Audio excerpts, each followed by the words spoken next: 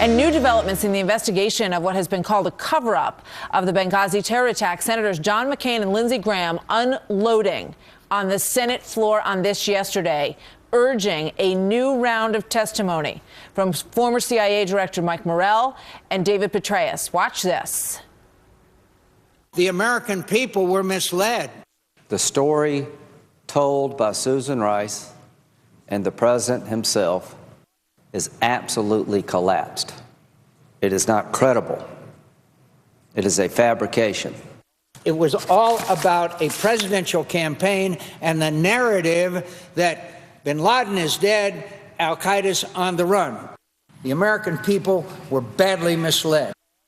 Well, the House Intelligence Committee is now poised to recall Mike Morrell, who, by the way, says he is happy to welcome that invitation to come back to testify. He's the former CIA deputy director. We are told, and also David Petraeus, we're told that Congress is leaving the door open for General Petraeus and has not heard yet whether or not he wants to come back and testify again. Rich Lowry joins me now, editor of the National Review and a Fox News contributor. Clearly, Lindsey Graham and John McCain want to keep this issue very much alive. And there are new revelations that have come to light with regard specifically to Mike Morrell, Rich, and the reasons why they might want to hear from him again. Yeah, well, first of all, I commend Senators McCain and Lindsey Graham for staying on this, because the press just wants it to go away. There's been eye-rolling, for basically more than a year from the mainstream media that has zero interest on this, and they're just staying on the case. And as you say, the focus now is on Mike Morrell, and who was intimately involved in the crafting of these infamous talking points that misled the country about what happened there on the ground and whether he's been completely upfront about his role and how that process worked. Yeah, there were the sort of redacted parts of that, and there was a memo that had several points on it, 10, 15 talking points, many of which were crossed out, some of which had references to al-Qaeda in terms of, okay, here, we're going on the Sunday morning shows, we're going to talk about what happened in Benghazi.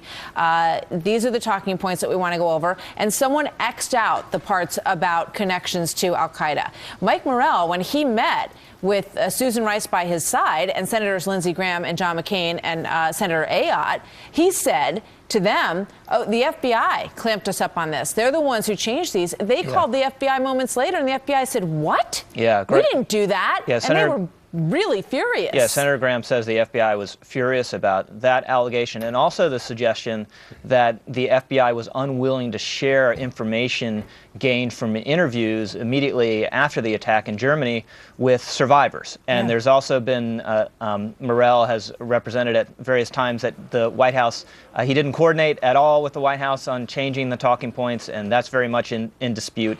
So even though this politically, Martha, is no longer really a salient issue, the time for that was before the election, it's just very important as a matter of public accountability and basic democratic hygiene to get to the bottom of why the public was misled. It may be that for now, Rich, but if Hillary Clinton runs for president, this issue is going to get reanalyzed and reanalyzed, and Mike Morrell is working very closely, it would appear, with Hillary Clinton's larger group.